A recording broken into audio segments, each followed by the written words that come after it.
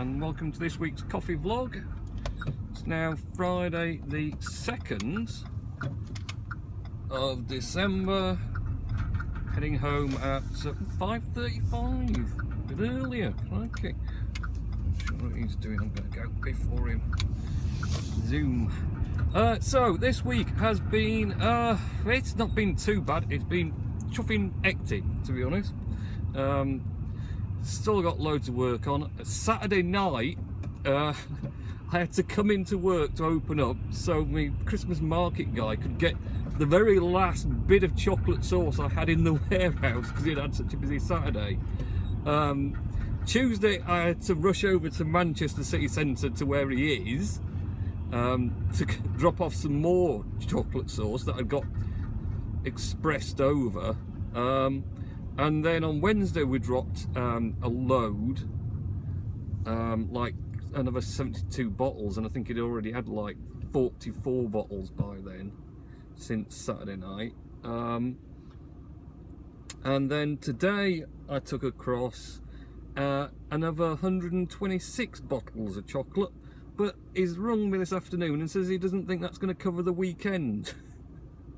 And there's no more in the country at the moment because I'm waiting for some to come over from France, and the alternative, because the one that he does like is still stuck at customs while they investigate what's in the boxes of chocolate. Bottles of chocolate sauce, man. How hard is it? It's been there a week now, and this, I don't know what the job's worth trying to justify, you know, customs being there in the first place. We're going to make a thorough job of checking this. God. So yeah, so I don't know. I'm kind of just hoping it clears customs over the weekend and I can get hold of some on Monday, because otherwise it's going to be a bit of a mare. Now I will be calling at the Hermes drop again, the petrol station, my favourite. Those guys are loving me this week because I've been every single night on the way home to drop off parcels. Yep, the AeroPress's sales have kicked off again. I don't know if people worked out Christmas is coming, or if just the people who were doing it, no doubt cheaper than me, run out of stock or something. But for some reason they kicked off massively, so I've been bringing loads of parcels for Hermes over every night this week, Monday to tonight. So I've got some parcels with me now to drop off, so that's all busy stuff. I've got some things to mention from Richard Nellis. Is it Nellis or Neris? I forget now. I can't, sorry Richard, I've got a bit of a brain blank there. I have got a printout of all these questions, and I'll cover those in the journey after the petrol station, because I'm getting there now, so I don't want to start anything too in depth, because I'm just going to have to stop again as soon as I get to the petrol station and drop the Hermes parcels. But yes, I got a load of information from him as well. I'm busy roasted some coffee today, as well as dropping all that stuff off, and doing some had some orders for my super posh special AeroPress packs, so I was running low on my stocks of coffee, so I had to roast a bit more of that. So yeah, generally just busy, which, you know, you can't complain about it. If you're selling stuff, you're making money. And I seem to be selling loads of stuff all over the place. I'd sell even more of it if there was stuff about to actually buy and sell. It's running out of all sorts of stuff at the moment, and not getting the stuff I want in, but I don't know. Right, here we are, Hermes, so I'll get these parcels dropped and I'll be back. Okay, and I'm back. So, one thing that happened this week that did make me nearly, ooh, bus, beat the bus.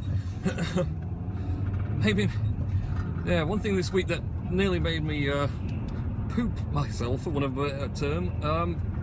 Windows 10, the boot camp partition on that I had on my MacBook Pro, very nearly did kill my MacBook Pro completely. That's the 15-inch Retina MacBook Pro. Not entirely sure what happened. I mean, what did happen is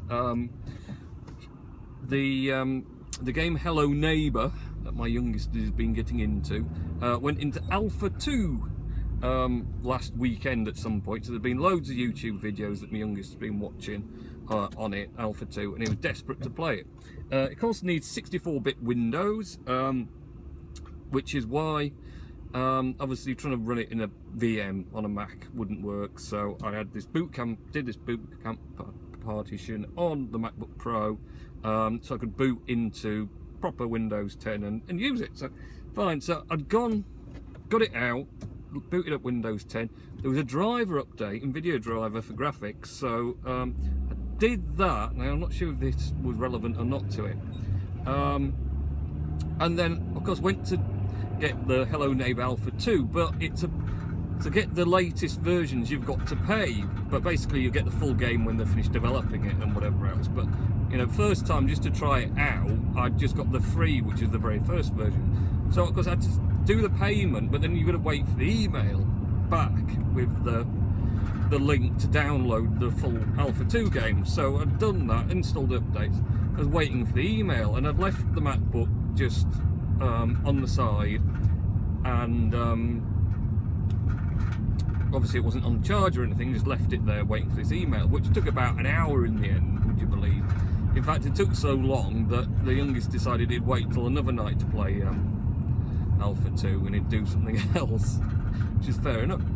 So, but obviously the MacBook running Windows 10 via boot camp went to sleep. The problem was, when I came to wake it up again, it wouldn't wake up. It wouldn't do diddly squat, in fact. And so I did some furious Googling, I did lots of messing, I did MSMC resets.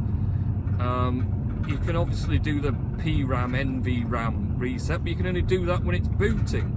And for all intents and purposes, this was doing nothing. It wasn't waking from sleep, it wasn't restarting. I was holding the power button down so many times.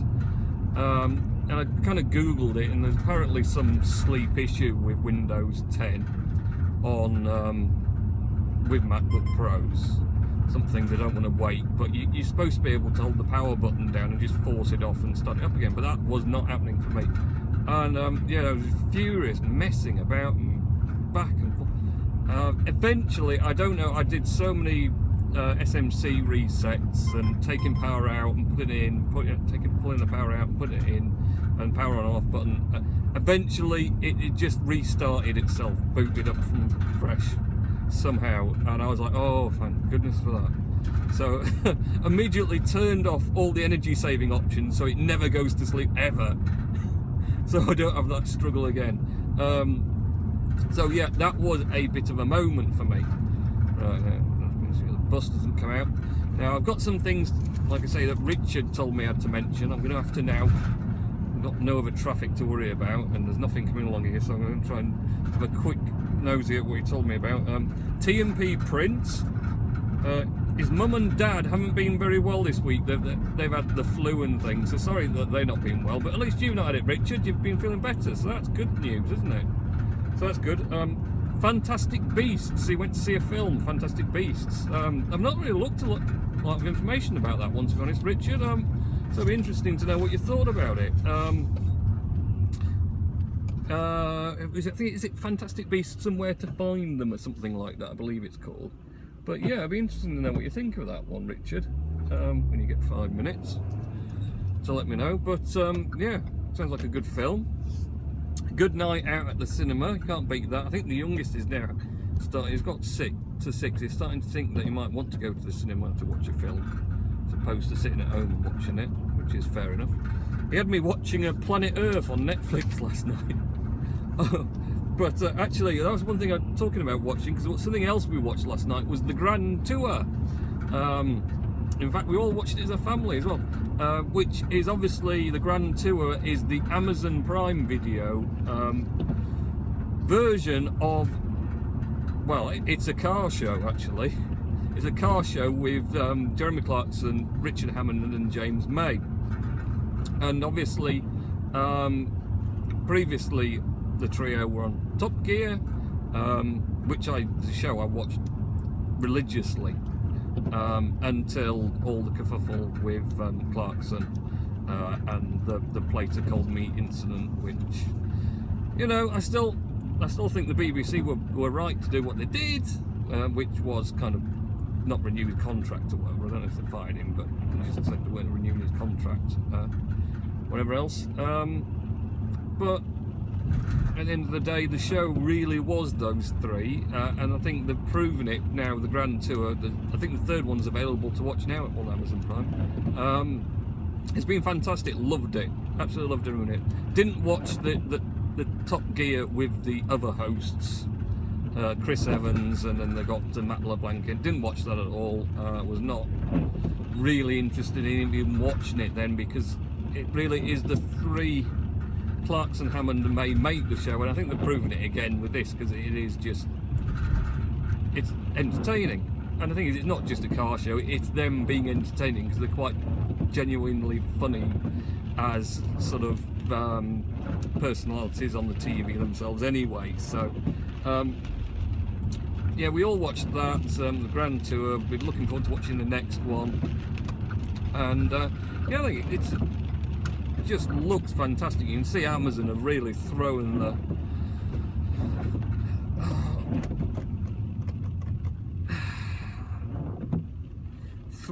like a ton of money, oh, that's such a ton. It's right over the curb to get up there, and it's quite a low car. You should have got four-wheel drive, mate, for that job. My God. Anyone behind me is thinking I'm nuts for letting him through, but I want to fit through the gap. What am I supposed to do? Gonna let him go. So yeah, it looks fantastic. I mean, that was one of the things with Top Gear, that they always got it on point with all of the like the car camera angles and shots, so many perfect shots and everything else, and they're doing it again. Really just loving the show. Fantastic. So, and it has become a bit of a thing where all the family get together and we can sit down and watch it. Probably is, I don't know if they've got a guidance rating on it, because I've noticed that there was a couple of times there were a couple of little naughty words popped out here and there, but I don't think the youngest noticed so much. I think just thought it was more hilarious. The latest wasn't last week's, because this week's is already out, but last week's, when they were being army men, and this was like a sketch that was really nothing related to cars at all, but it was really good and funny, because it was them three just doing something ridiculous. But it was great fun, and enjoyed watching it. They were having to like storm this army base thing full of terrorists and see if they could do it in a quicker time than the SAS, but the problem was every time that they got shot by the terrorists, they had to stop and start all over again and redo the whole thing from scratch, which they did like millions of times, and that just made it so much more funny, because they were constantly down and then it'd run through like a quick relapse of them doing it all over again. They probably didn't really redo the same stuff all over again, but it was just the whole concept of it, and the way they edited the video just made it so hilarious. And yeah, I mean, there wasn't a lot of car content in that, realistically. Alright, they had a very nice, I think there was an Audi with no space for handguns, which is pretty useless. Well, it was for that anyway. And then they got one of these great big plane loader trucks that lifts up the back on the scissor lift to get it up to the top of an aeroplane. So they had those as well. But yeah, it was just very funny, and you know, some amazing cars. They got, last week's one was this Aston Martin, 1.8 million for a car. It's not road legal. It's not even road legal. It's not even got a handbrake, man. Clarkson took the steering wheel off the thing to try and get out, because he's a bit portly nowadays. He could hardly get in the thing in the first place. Took the steering wheel off and then realised he hadn't left it in gear, so it was just rolling off, and he couldn't, there's no handbrake or anything. He couldn't stop it until he put the steering wheel back on so he could put it into gear. Oh, phenomenal. So yeah, it's like a 1.8 million car. 1.8 million car that, you know, you can't even drive on the road. Who would be interested in it? But it's just interesting watching like them racing it around the track and doing that sort of stuff. And seeing a car like, you're never going to experience a car like that or be near one or anything else. Like, you might do it at a car show to see it's static, but you know, see it being driven around and stuff. It's just entertaining and good fun. So yeah, everything I liked about Top Gear, back with a Grand Tour. Very pleased with that. Just get myself up here a minute. I can stop, and then all those come on. Let's just put these ones on for now. Yes, look at that. Now you can see me a bit better. Now I've got a chance, I can have a quick brief run through this. Huddersfield Baths. I don't recall what you told me about Huddersfield Baths. It's Richard Nellis, isn't it? It's Nellis. I don't know why I couldn't even remember that early. Oh, I tell you what, I don't know if you can tell. Haircut. Do you like that? Probably not. It's not the best haircut.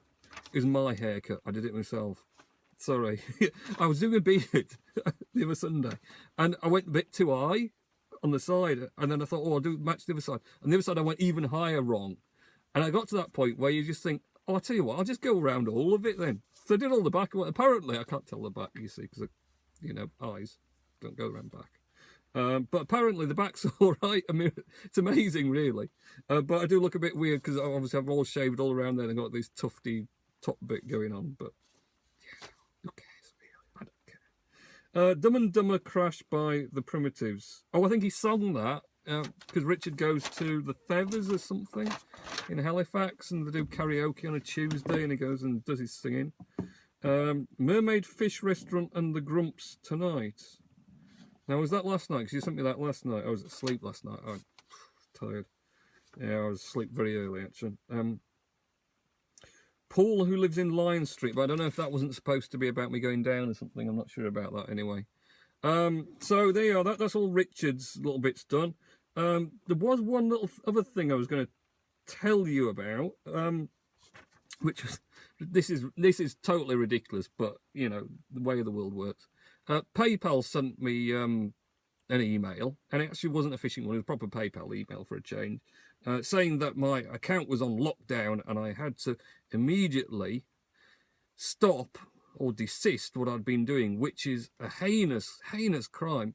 I'd actually been selling goods via, and they've been paid for via PayPal, that were embargoed, under a trading embargo. I'm not allowed to do it. Do you know what it was? Green coffee from Cuba. Yes, even though the embargo against Cuba has been pretty much lifted by America, PayPal still withhold it and won't let you sell any Cuban goods or have them paid for by PayPal anyway. So yes, they spotted, because my new store, it lists all the products that someone orders in the PayPal account for them, and in my PayPal account, so I can see what they've ordered.